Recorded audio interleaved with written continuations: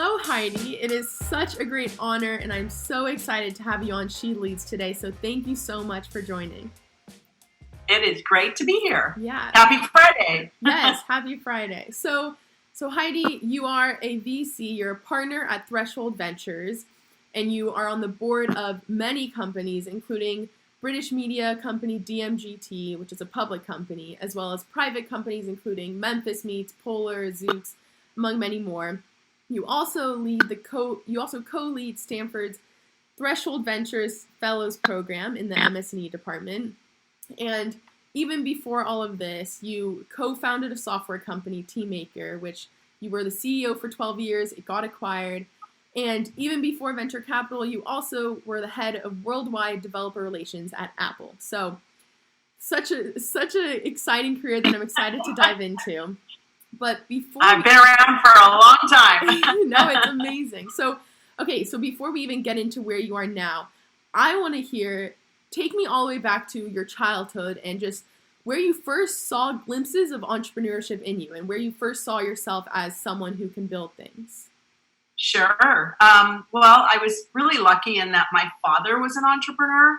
He was always that kind of person who just had this really very focused idea that you could make money doing things that were interesting to you and you didn't have to work for anybody. And so by the time I was born, my brothers are much older than I am. And by the time I came along, my dad was pretty much working independently as a consultant in the video space. And he always said, why would you work for someone else when you can work for yourself? So I did, my parents got divorced and we went through some challenging financial times. And when I was about 12 years old, I decided I needed to make some money of my own. And I actually started doing puppet shows for children's birthday parties.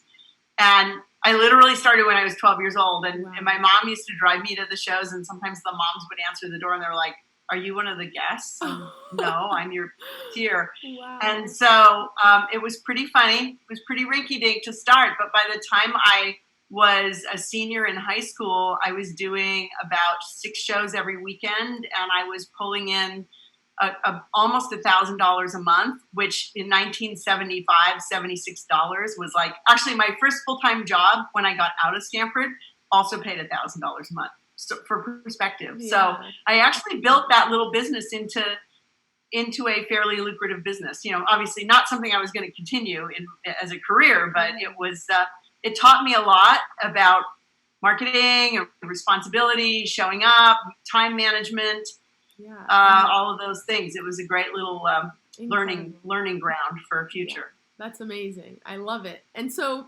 then you find yourself at Stanford and you got a BA in English, which definitely strays from the stereotypical technical background that you see in Silicon Valley, in tech, venture capital, and all of that. So walk me through, your thought process. Did you know what you wanted to be when you were in college? Did you kind of, how did you navigate almost your major and also your career? Yeah, I mean, I knew what I wanted to be. I was just wrong. I thought I wanted to be a writer. I don't know. I thought I wanted to be a creative writer, and not a journalist, but a novelist or something. I mean, I don't know. I guess I didn't really think very hard about how I was supposed to make money doing that.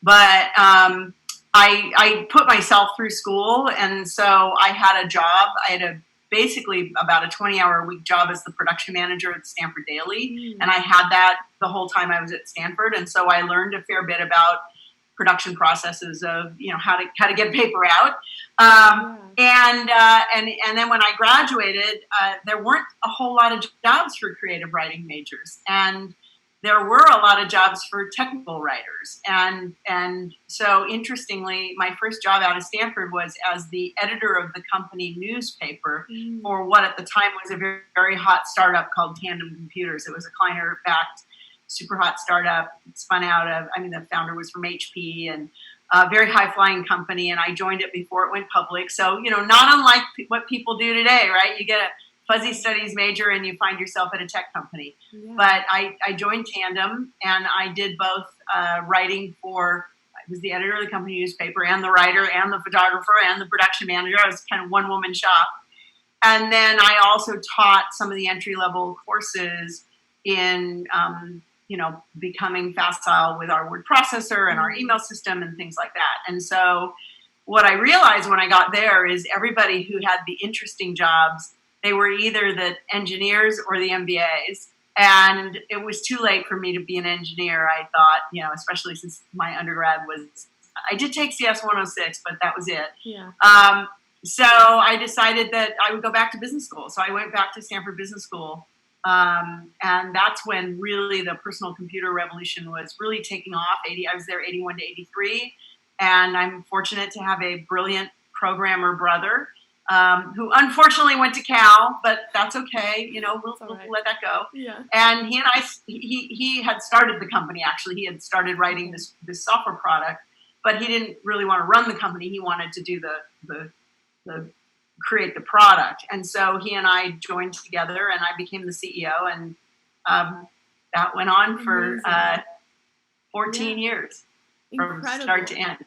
So at this point, did you ever have people kind of guiding your career or telling you should go into this, or was it almost just you found tandem computers, you were doing in writing, and then you just how was the navigation process? Well, I think you fall. I mean, first of all, I think this is like a Stanford disease where all Stanford students think that you highly orchestrate your career and it's very defined, and I think up until the time you come to Stanford, and even through Stanford, there is a path and you can get on it or not. There are many paths.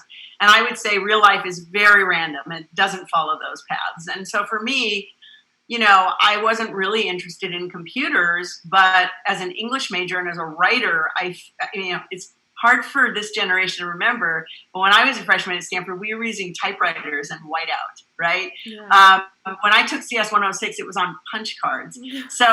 So when you go from that to, for example, word processor, and you discover this incredible freedom to write whatever you want and come back later and massage it and move things around, that's like a religious experience for a writer. And so for me, the magic of a personal computer was not how to build one, but what an average user like myself could do with it. Yeah. So I really did get passion around the computing industry, but very much from a user-centric perspective, which now, of course, running a software company for 14 years, you learn a thing or two about software development, right? I mean, you do end up actually probably getting pretty smart about that stuff. Yeah. But at the end of the day, I still kind of have the heart of the average user, and that's how I look at things. And so no, I mean, I didn't have I went back to business school because I thought everybody getting ahead had an MBA. Then I graduated, and as I jokingly say, I went to work for my brother who said he wanted to work with me in spite of my MBA.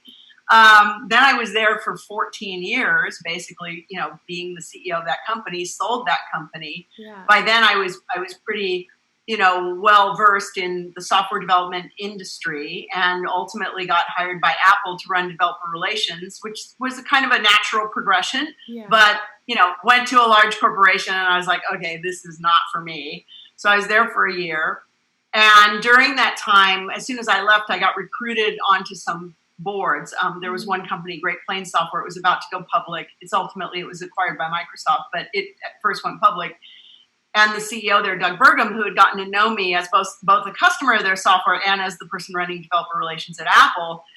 And as soon as I left Apple, he called me literally the next day and he said, I'd really like to strengthen my board before my IPO and I'd like you to join my board. So that's when I got into doing corporate governance. I joined his board. I joined some other boards. And that was, that was a good training ground for venture capital, because a lot of what you do in venture capital, once you make the decision to invest, looks a lot like what you do when you're on a board. Yeah. And so it's sort of, I cannot say it wasn't like I planned on any of these things. Now I will say that I did have some thought processes, right? I used to sit down every year and say, kind of, what's my 1-year plan? What's my 5-year plan? What's my 10-year plan? Where do I see myself going? And interestingly, even back when I was the CEO of the company, long before we even considered selling it, I wrote a 10-year plan where I was like, I'd like to ultimately work in a corporation, a place like Apple, and then maybe ultimately become a venture capitalist. So it turns out it went that way. Wow. And I do think that there were things I did knowing, for example, that I wanted to become a venture capitalist and get into corporate governance, I joined the trade association boards. I was more open to the idea, and I was pursuing those sorts of opportunities to build muscle strength in areas like corporate governance and to build my network in for example, trade associations. You get to know a lot more people than you do just being the CEO of your company. Definitely. And so I did take, I would say, measured action to qualified for the opportunity, right? There was some planning there, but it was not as precise as I think people like to think it is. Yeah, definitely. So, okay, there's so many directions I could take this, but I am interested. So take me to when you were founding Teammaker with your brother, and so I've watched ETL talks with you, and you mentioned how someone advised you to, like, you should be the CEO, and this was crazy because you were the first female CEO of a software company in Silicon Valley. Well, there were Sandy Kurtzig, I think, predated me, but I was one of the first. One of the first. So tell me that thought process. Did you have doubts in yourself that you could be the CEO? And even more, like, when you were hiring a great team, were people doubting you coming from Stanford? Like, yes, from Stanford, but with a non-technical background. Like, were there any I think it was more about being non-technical than it was about being a woman. And I think that the interesting thing in a funny way is the industry was so nascent that there wasn't really a pattern yet. Yes, there were no women running companies, but there also weren't that many companies. And so it wasn't like people looked around and said, well, there's 1,000 other companies, they're being run by men, and so you can't do it. And really because the market was so new and so different. And of course, we started small. We bootstrapped the company for actually 6 years before we ever raised venture. So the only people we had to convince that we were a legitimate company was the customer. And the customers didn't know whether I was a woman or a creative writing major or a German Shepherd. I mean, all they knew is, did the software work or not? Did it do what it was supposed to do? And so, I think that one of the luxuries that is also a responsibility, but when you're the CEO, you get to design the company and design the kind of people you want to have with you. And I think by definition, if there were people who were sexist or who didn't think that I could do the job because I wasn't technical, well, they probably didn't come work for us. They probably didn't apply for jobs. So I think when we got to be about, at our height, I think we were about 100 people, and I think we were about 60% women. I mean, we were right around gender parity, which was highly unusual at the time. Yeah. But, you tend to hire like yourself, which can be both a good and a bad thing. And so to me, it made total sense to hire other women. Why not? Yeah. So talking about hiring, staying on this track and just building a team, I know, as you said, it's easy to fall into this trap almost where you're hiring like yourself, and even more so, people almost feel like they need to be the best in the room and they want to be able to teach who they hire. So tell me, like, it actually should be the opposite, and you should hire people who are smarter than you. So talk about I have a lot of thoughts on this, but the first thing, you tend to hire people from your network who resemble you, right? I mean, that's what people do unless they really understand why there is strength in diversity. Yeah. So I would say the first 20 employees I hired, they all came out of Stanford, right? I think they were all single. Nobody had families. Nobody had children. Nobody had any other responsibilities. Yeah. They were all super smart, and I learned something really interesting about, hiring really inexperienced people who are really smart and a whole bunch of them who are just like you. In fact, I joked about it. We had our first kind of cycle of performance reviews, well, not our first, but we were maybe 25, 30 people. Yeah. And, I asked them all what their career aspirations were, and every single one of them wanted my job. Every single one wanted to be the CEO of the company. Yeah. I was like, damn, maybe I better hire some people who actually want to do the jobs they want to do, right? And so first of all, like, I remember the first time we hired a receptionist who was not from Stanford, who didn't immediately want my job, who was actually highly skilled and trained in her job. And when I asked her what her career aspiration was for next year, she said she wanted to get to 80 words a minute as a typist. I was like, oh, thank God, someone who actually wants to get better at the thing that is actually relevant to the job they had, because she did a bunch of data entry and other stuff for us. And so, you know, at the other end of the scale, we finally started, I think we got big enough and our name got well enough known, and then we could attract people who had more experience than I did. And I learned a lot by recognizing that if you could hire people who actually were better at things than you were, that your company would benefit from that. And you know, learning how do you attract and motivate and retain people who are actually smarter than you, certainly smarter at the things you need them to do, is, again, it's another skill set you have to learn and you have to build. Yeah, I think it's very important. I think even having this conversation and just talking about it also increases the diversity and making sure that you're not always hiring people who are like you. And I think that's incredibly important. So I think that's true.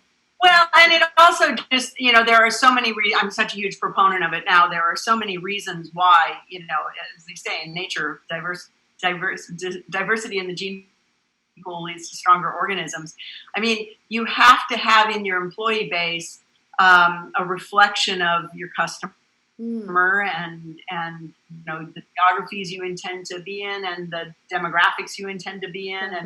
And I really believe that people with different perspectives and different life views and different skill sets bring more, you know, more powerful diversity of thought to the decisions you have to make in a company that moves your product and your team and your philosophy and your channels and everything else forward. And you'll do a better job with diversity, but it's unfamiliar. You know, people tend to gravitate towards something familiar to them. And sometimes diversity, you know, comes in packaging that people aren't as accustomed to, and therefore they're not as open to it. And so you have to really make a conscious effort to do it. Definitely. And I think a big part is also just like having that empathy. You can gain empathy for your customers, for your employees, which brings me to ask, so as an entrepreneur, do you see those lessons you learned and being on that side of the table? Do you see that kind of make you more successful as a VC and being more empathetic to the entrepreneurs that come and pitch to you all the time? Oh, I think for sure.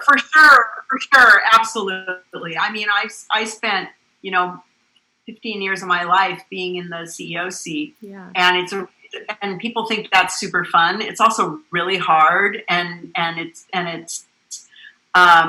you know, people think it's a lot of freedom, but actually it's not. I used to say to the people who work for me, well, you can quit. I can't. Like, I can't just walk out the door if I'm unhappy about things here. I have to stay and fix it. And so, yes, I do think it, you know, for example, obviously in the era we're in with COVID-19, a lot of companies are having to tighten their belts and do layoffs. And it's really easy to sit in your office on your Zoom and say, well, I think you should riff 10% of the people. It's really hard to actually do that and be the person. And it's really hard for those people who lose their jobs. And so I think having empathy for not only the CEO who has to go do it and the leadership team who has to execute on that, but the employees who are affected, I just think it's, you know, it's important. It's important to lead with your humanity. And that doesn't mean that you are immune from making hard decisions. I think that you can have empathy and still, you know, have conviction in making hard decisions. Yeah. But I do think it's helpful. I mean, I think also just every once in a while, you know, I was on a call 2 nights ago and we were discussing something really important and about a direction for the company. And I stopped everyone and I asked the CEO and the founder, are you guys excited about doing this? Because if you're not excited, the board shouldn't ask you to do it. And they were like, yeah, no, we're really excited about this. I'm like, okay, great. And that's that's the direction I'm going to vote for. You know, at the end of the day, the entrepreneur and the CEO, you know, the people who are in the company are going to drive what happens, not the VCs and the board members sitting on the outside. And that's just important to remember. And I probably remember it more because I was one myself. Yeah, definitely. And I know, so Heidi, there's a Harvard Business School case study about you and how you lead your career, and more so the importance of building these relationships and meaningful relationships that you could call back on someone and have a coffee with them and just in general. So I want to hear almost your advice for people to, I don't want to say like network and build your network, but essentially like just build these relationships with people. What advice can you give? Well, I do kind of hate the word networking. It kind of reminds me of some yucky thing you do at at business cocktail parties, or or somebody monkey barring from connection to connection with a transaction in mind. And I think the way I describe it is, I like to think about my life as being relationship driven, not transaction driven. And so what do I mean by that? I mean, the difference is, when you reach out to someone and it's because you're interested in a transaction, then you're only as good as that transaction, and you're very focused on transaction. You go away after the transaction. If you think about fellow travelers in life, as I like to call them, in different fields and different companies, different age demographics, different skill sets, but just people you feel, for whatever reason, hey, I want that person in my orbit, and I want to be in their orbit. And maybe there is no immediate transaction. Maybe it's just, hey, I want to have a relationship with this person because I value their opinion, or I think what they're doing is interesting, or I use their product, and ultimately you build these relationships, and then the transactions are secondary. And part of what I say in the case is that it's amazing how many times people come back around again, right? That you see the same people over and over again, because the truth is we think it's a big world, but in our niches it's a fairly small world. And if people remember you for always putting the relationship first, it doesn't mean all the time that it doesn't mean you get the best deal all the time, or it doesn't even mean you can get a deal done all the time. Sometimes you can't, right?